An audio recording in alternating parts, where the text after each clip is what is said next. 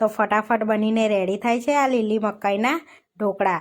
તો આ લીલી મકાઈના ઢોકળા એટલા ટેસ્ટી બનીને રેડી થાય છે અને જે આપણે એની પર ઇન્સ્ટન્ટ મસાલો સ્પ્રિંકલ કરે છે એના લીધે તો બહુ જ ટેસ્ટી લાગે છે આ મકાઈના ઢોકળા। હાય ફ્રેન્ડ્સ, આજે હું શેર કરીશ લીલી મકાઈના ઢોકળા બનાવવાની રેસીપી।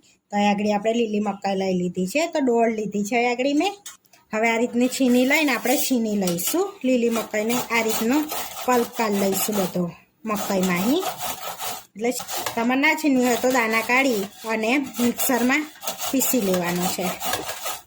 આપણે આ રીતની છીનીએ છીએ જેથી ટેસ્ટ સારો આવે એમ। અહીં આગળ આપણે બધી મકાઈને આ રીતે છીની લીધી છે, જોઈ શકો છો। અહીં આગળ બધી છીની લીધી છે આપણે મકાઈને। હવે એક બાઉલમાં લઈ લઈશું। હવે એક બાઉલમાં આપણે છીનને કાઢી લઈશું।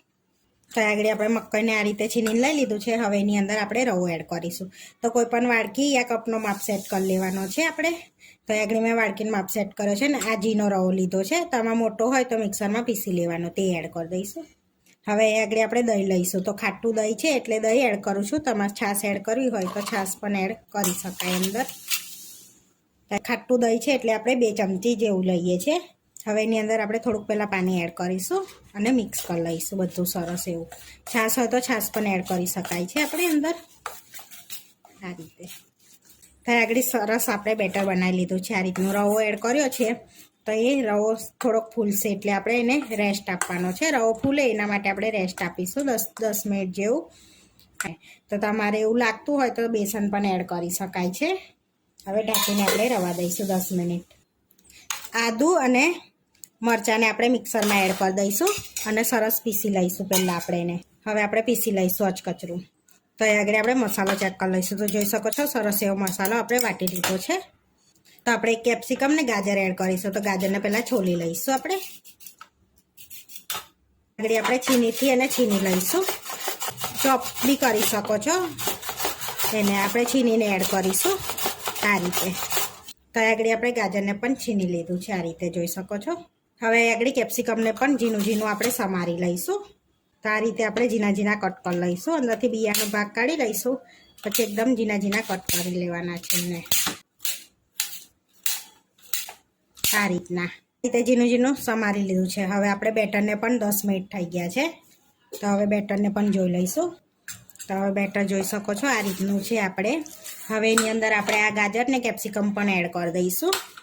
હા, હવે પહેલાં આને મિક્સ કરી દઈશું આપણે સરસ એવું આ રીતે।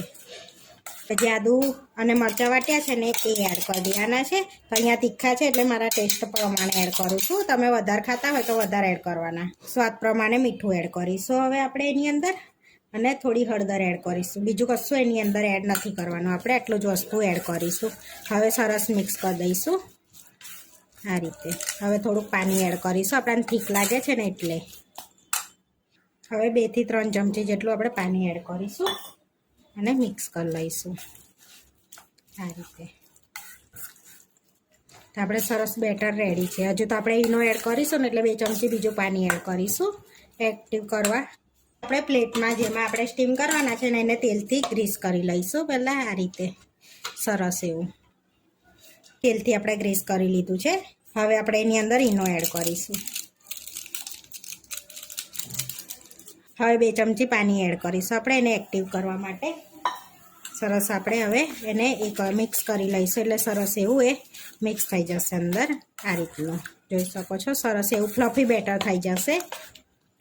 તો આપણે સરસ એવું ફ્લફી બેટર રેડી કરી દીધું છે। હવે પ્લેટમાં આપણે એને એડ કરી દઈશું બેટરને। બેટરને આપણે સ્ટીમ કરવાનું છે, તો અહીંયા પ્રેસ કરી દઈશું એટલે બધે ફેલાઈ જાય એ બેટર। તો આપણું બેટર સ્ટીમ કરી લેવાનું છે। તો આગળ પહેલેથી પાણી ગરમ કરવા મૂકી દીધું છે, તો પાણી સરસ ગરમ થઈ ગયું છે। તો હવે આપણે પ્લેટ મૂકી દઈશું એની અંદર આ રીતે। હવે આપણે 10 થી 15 મિનિટ માટે એને સ્ટીમ કરી લઈશું ઢાંકીને। તો આપણે ઢોકળા એકદમ ટેસ્ટી લાગે એની પર આપણે ઇન્સ્ટન્ટ મસાલો બનાવી લઈશું। તો અહીં આગળ તીખું લાલ મરચું લઈ લઈશું અડધી ચમચી જેટલું, ચપટી હિંગ લઈશું, અડધી ચમચી સંચર એડ કરીશું, થોડું મીઠું એડ કરીશું, થોડો મરી પાવડર એડ કરીશું અને અડધી ચમચી ચાટ મસાલો એડ કરીશું। હવે બધું સરસ મિક્સ કરી લઈશું આ રીતે।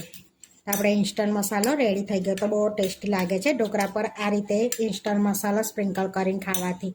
તો ચટણીની પણ જરૂર ના પડે કે ટોમેટા કેચઅપની પણ જરૂર ના પડે. તો આપણે એક મસાલો પણ રેડી થઈ ગયો છે. હવે ઢોકળા આપણે સ્ટીમ થવા દઈએ 10 મિનિટ માટે. 10 મિનિટ થઈ ગયા છે તો જોઈ લઈશું આપણે.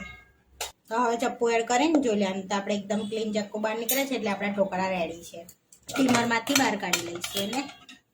તો હવે થોડી વાર આપણે એને ઠંડા થવા દઈશું. તો હવે આપણે એની પર 2 ચમચી જેવું તેલ એડ કરીશું. તો આ તેલ આપણે સિંગ તેલ લીધું છે. હવે બધે આપણે લગાડી લઈશું આ રીતે સરસ એવું બધી બાજુ. હવે જે મસાલો બનાવે છે ને એને સ્પ્રિંકલ કરી લઈશું આ રીતે આપણે. હવે આપણે કટ લગાડીશું આ રીતના. તો જોઈ શકો છો સરસ ચડી ગયા હોય એટલે કટ સરસ જ લાગે એમ.